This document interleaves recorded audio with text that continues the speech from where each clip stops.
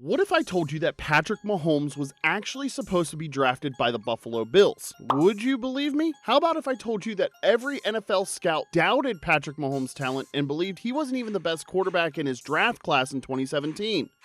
Well, if you heard these statements in today's world, you would think I'm absolutely bat crazy. But in 2017, that was actual talk around the NFL world about Patrick Mahomes and his potential to be a starting quarterback in the NFL. When the 2017 NFL draft rolled around, Patrick Mahomes wasn't exactly a household name, and NFL scouts were lukewarm about this NFL potential. People gravitated towards college stars like Deshaun Watson and Mitch Trubisky. Sure, the Texas Tech quarterback had an impressive arm and eye-popping stats, but few believed he would ever ascend to the heights of superstardom he now commands as arguably the face of the NFL. Today, we are going to take a look at some of those now controversial scouting reports from the scouts and analysts from that time in 2017.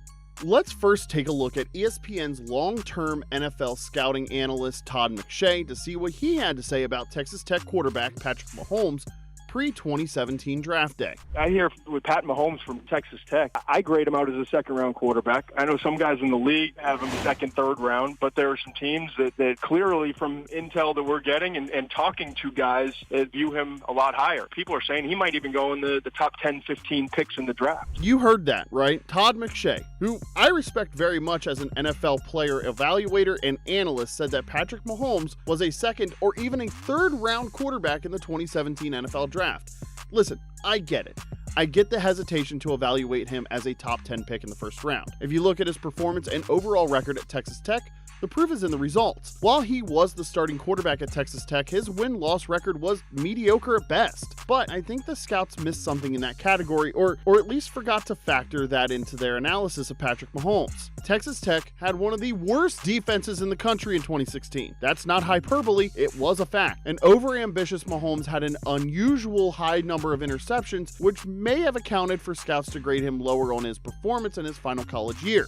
Mahomes was chasing points, and with an aggressive and pass-happy Cliff Kingsbury offense, the picks were inevitable if Texas Tech was consistently behind late in a majority of their games. In hindsight, NFL scouts and analysts at the time were hyper-focused on traditional quarterback traits. Their benchmarks for prototypical championship-winning quarterbacks were Brady, the Mannings, Brees, Aaron Rodgers.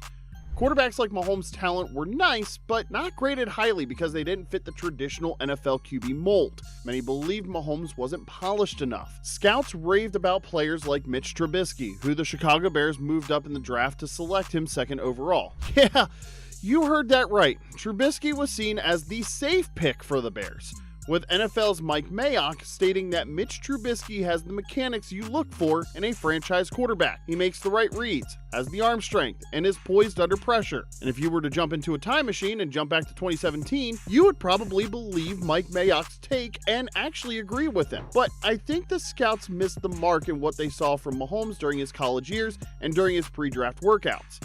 Just look at what Daniel Jeremiah from the NFL Network had to say about Mahomes' talents at Texas Tech. As the primary draft analyst for the NFL Network, Jeremiah would make a case for ranking Mahomes outside of his top 50 prospects in the 2017 draft. Here's what's interesting about what he said. He figured out that Mahomes had a majority of his amazing plays in college when the play broke down, and he was freelancing and making things happen on his own. He would go on to say, "This type of play is exciting, but I look at quarterbacks over the years and try to find guys who live and thrive outside of the play call, and it's a very thin list. You can make a case that it only contains one guy, and that's Brett Favre." Now, I think Daniel Jeremiah is actually correct in his remarks here, but he and other player evaluators just like him overlooked one very clear point in their own remarks. While this style of play is unconventional, NFL teams looking for a quarterback in 2017 had their opportunity to find their own Brett Favre, and he was out there for the taking with Mahomes sneaking under the radar. This may be a bad analogy, but I'm going to try it anyways. Let me know if what you think in the comments section below if I'm right on this take. Do you remember back in the day when Blockbuster was the king of movie rentals? They had their traditional, conventional style of renting videos. You go to the store, you rent your video, you watch it, you return it at the same store, and you go rent another video, right? Well, conventional and everyone knew it was a proven business model. But then Netflix comes on the scene and they offer an unconventional way of watching movies, where you can mail the tapes and DVDs from your own home, not having to go to the store. Then they offered streaming services. Again, unconventional, but it worked. Blockbuster didn't want to adjust their business model and stayed with their traditional brick and mortar store with renting tapes and DVDs, no streaming. Well, that traditional way of doing things failed, and Netflix is now the juggernaut we see today. Just like Blockbuster was wrong about staying traditional, not changing their business model, they believed their traditional way of doing things was the way to go. NFL scouts in 2017 chose to stay conventional in their evaluation of college quarterbacks and could not see the future of the NFL quarterback position and the future of how quarterbacks would play the game, except one evaluator. One guy was the Netflix equivalent of thinking unconventionally and took a risk on Patrick Mahomes. And that's Brett Veach, the general manager of the Kansas City Chiefs. At the time of the draft, Veach was the Chiefs' co-director of player personnel and pro and college personnel analyst. He saw Mahomes as the quote-unquote Netflix of the future NFL, a potential game changer of how quarterbacks play the game at the professional level. And man, were Brett Veach and Chiefs head coach Andy Reid right. Mahomes paved the way for quarterbacks like Josh Allen, Lamar Jackson, and even Jaden Daniels in 2024 to be commonplace in the current NFL.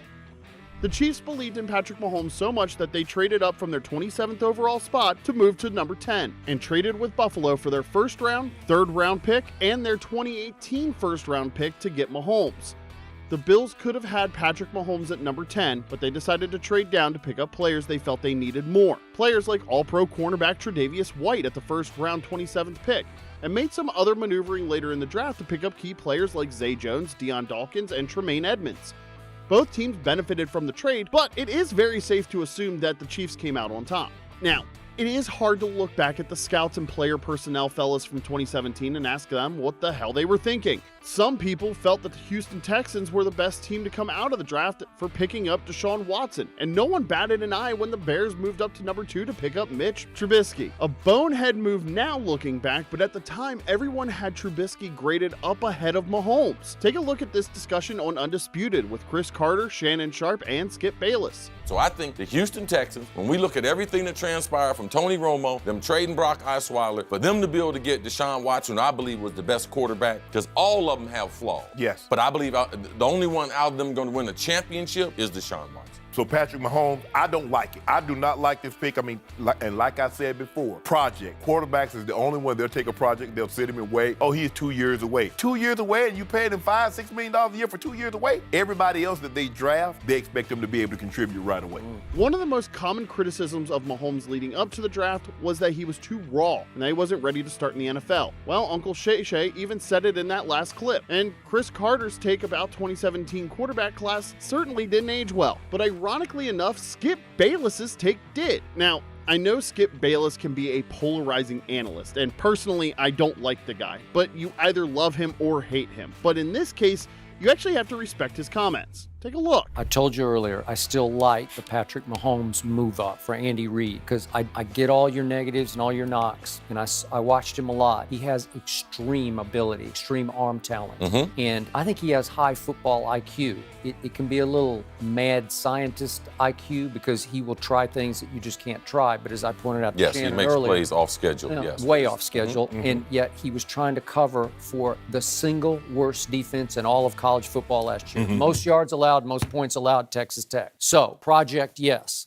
So I like that move, but I double love the Deshaun move. So I'm with you, but I've been driving his bandwagon for weeks here. Hey, even I have to give him a round of applause for that. He was able to see the forest through the trees and saw that the Chiefs and Andy Reid were right in investing in Patrick Mahomes despite the scouting reports. Andy Reid recognized something that NFL scouts missed.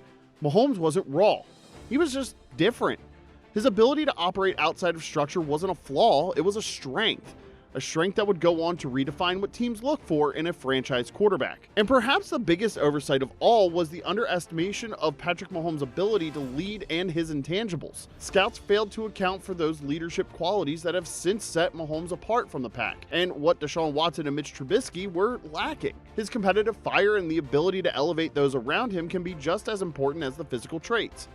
So let's recap. What did the NFL scouts miss about Patrick Mahomes? Well, they missed Mahomes' ability to break that prototypical NFL QB mold.